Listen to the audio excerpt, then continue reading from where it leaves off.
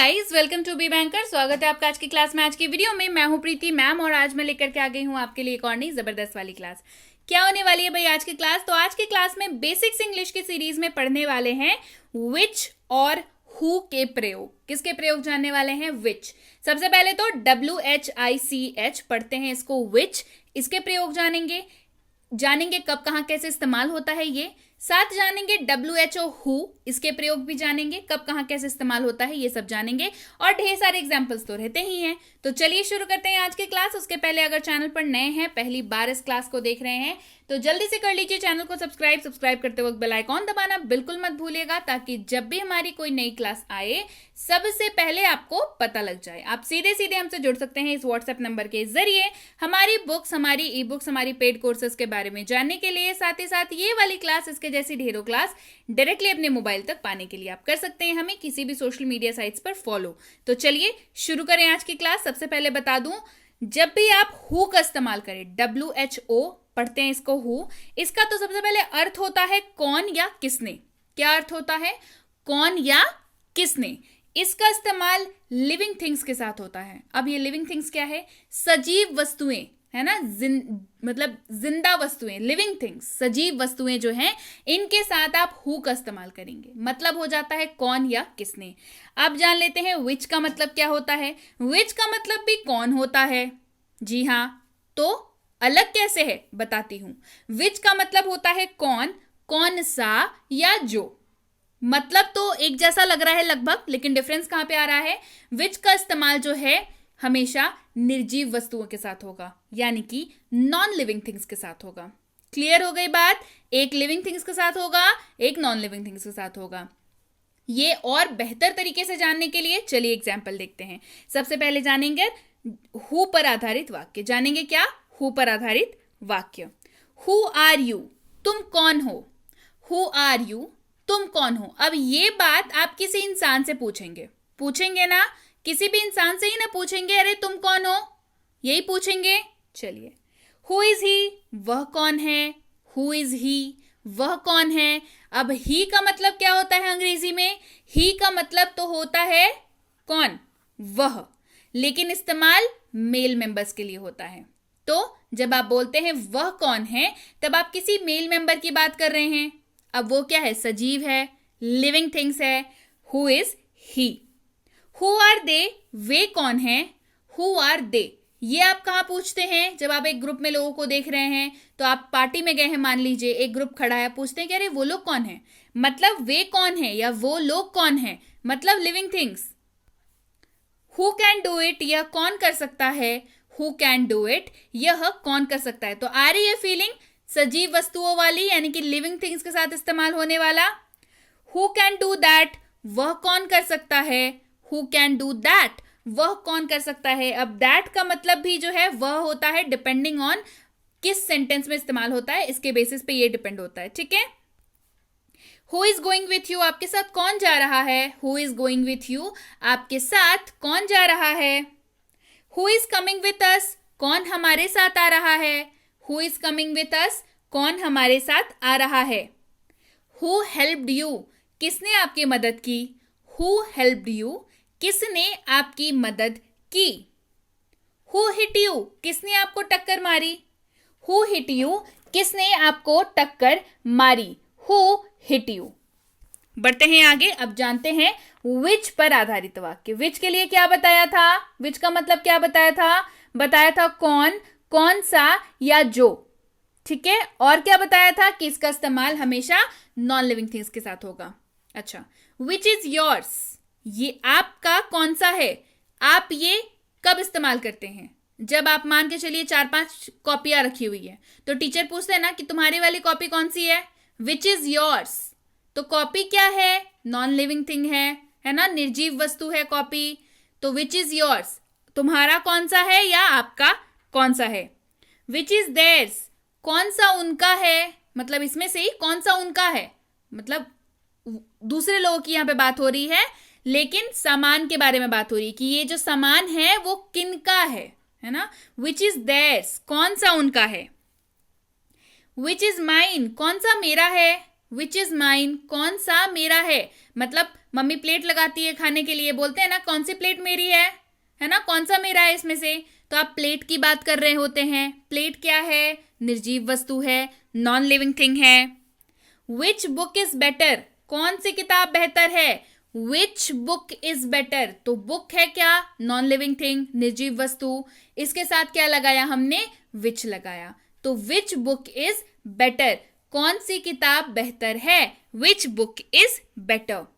Which one do you want, आप कौन सा चाहते हैं। दुकान गए हैं कपड़े खरीदने के लिए, दुकानदार ने ढेर सारे कपड़े दिखा दिए, पूछता क्या है, आपको कौन सा चाहिए, है ना। तो किसके बारे में बात कर रहा है, कपड़े के बारे में बात कर रहा है। उसने आपको क्या दिखाया, कपड़ा दिखाया ना, तो कपड़े के बारे में बात कर रहा है। विच वन डू यू वॉन्ट, आपको कौन सा चाहिए या आप कौन सा चाहते हैं, which one do you want. Which way should I go, मुझे किस रास्ते पर जाना चाहिए, बताया ना किस रास्ते पर जाना चाहिए। अब रास्ता क्या है, नॉन लिविंग थिंग्स, तो विच लग गया। Which way should I go. बढ़ते हैं आगे। Which one do you want to buy, आप कौन सा खरीदना चाहते हैं।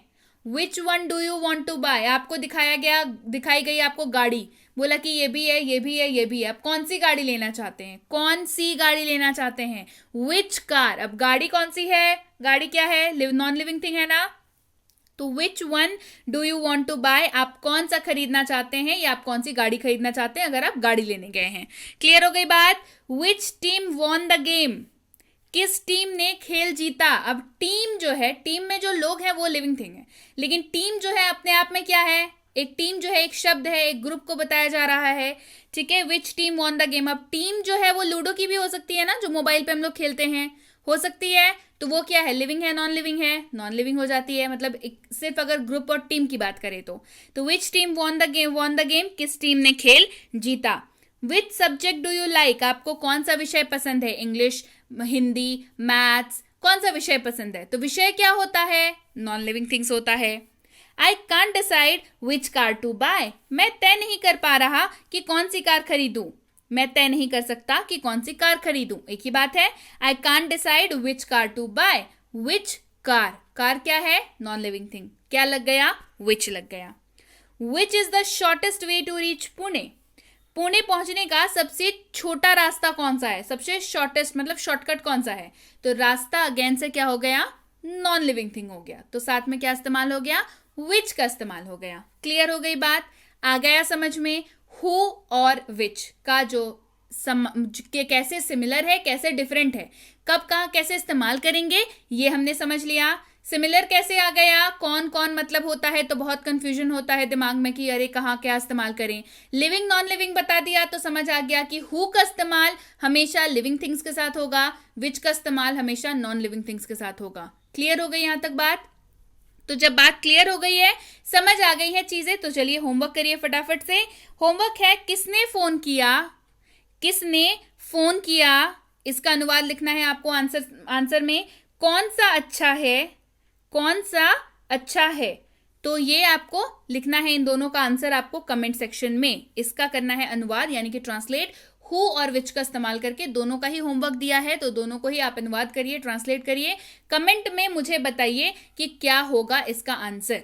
क्लियर हो गई बात। इसके साथ ही चैनल पर चल रहा है basic plus course, spoken English का कोर्स है ये। 9 नवंबर से कोर्स कराया जा रहा है। कोर्स फी 1499 वाला बिल्कुल फ्री कराया जा रहा है फेस्टिव ऑफर के तहत। शाम को 7:30 बजे आ जाती है ये कोर्स, हर ऑल्टरनेट डे पे, यानी कि 9 को आया, फिर 10 छोड़ करके 11, 12 छोड़ के 13, 14 छोड़ करके 15, ऐसे ही एक दिन छोड़ छोड़ करके ये कोर्स जो है 9 तारीख से ऑलरेडी आ रही है। अगर आपने अभी तक नहीं देखी है तो जल्दी से आप लिंक में जाइए, वहां पे नीचे डिस्क्रिप्शन बॉक्स में लिंक मिल जाएगी, आपको कमेंट सेक्शन में लिंक मिल जाएगी, इस वीडियो के एंड में लिंक मिल जाएगी, और उससे भी ज़्यादा सहूलियत दे दूं और सुविधा कर दूं तो भाई व्हाट्सएप कर लीजिएगा। व्हाट्सएप पे भी आपको प्लेलिस्ट की लिंक भेज दी जाएगी। व्हाट्सएप आप कर सकते हैं स्क्रीन पे आ रही नंबर पर। इसके साथ ही आप सबके सामने है भारत का इकलौता मिनी स्पोकन इंग्लिश कोर्स, जिसको आप प्यार से छोटू स्पोकन इंग्लिश कोर्स भी बुला सकते हैं, जिसमें आपको मिल जाता है दुनिया का हर वो वाक्य जिसका इस्तेमाल आप करते हैं अंग्रेजी बोलते वक्त, इसका स्ट्रक्चर, इसका रूल्स, कब कहाँ कैसे इस्तेमाल करें, ये सारी चीजें। ये कोर्स भी आ चुकी है, इसकी ई बुक भी आ चुकी है, 160 प्लस पेजेस की ये ई बुक है।